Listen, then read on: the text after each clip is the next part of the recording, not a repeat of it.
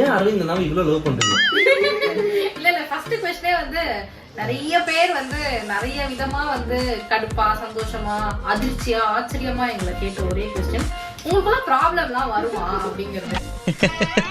I know. What? I know. I am your best friend. Okay. Next. நாமதான் மகான் வரவே வராது. ஒரு பஞ்ச் லாஸ்ட் டைம் சொல்லிருந்தேன், அதை சொல்லுவேன் நான் நினைச்சேன். என்ன பஞ்சு சொல்லி எரிப்பீங்க? பிரச்சனை வரலன்னா தான் அது பொம்மை. நாங்க என்ன பொம்மையா மனுஷங்களா? ஆமா அது தெரியாது நீங்க சொல்றீங்க. இது நான் ஃபர்ஸ்ட்ல இருந்து படிச்சேன். இல்ல இது எல்லாமே அப்படியே தான் வரப்போகுது. சோ வந்து நாங்கலாம் ரோபோட்ஸா பொம்மைகளா இருந்தாதான் எங்களுக்கு பிரச்சனை வராது. ஏன் ஈவன் ரோபோட்ஸ்க்கே கூட மேனுஃபேக்சரிங் டிஃபெக்ட் அந்த பிரச்சனை இந்த பிரச்சனை தான் வரும். மனுஷங்களுக்கு வராதா என்ன? எங்களுக்கு கண்டிப்பா வரும். பட் இதை உங்ககிட்ட தான் கேட்டிருக்காங்க, நீங்க தான் பதில் சொல்லணும். உங்களுக்குள்ள ப்ராப்ளம்லாம் வருமா அப்படின்றதுதான் क्वेश्चन. கண்டிப்பா வரும், 200% வரும். பிரச்சனை வரலனா தான் ஆச்சரியம். பிரச்சனை வர்றது ஒரு பிரச்சனை கிடையாது.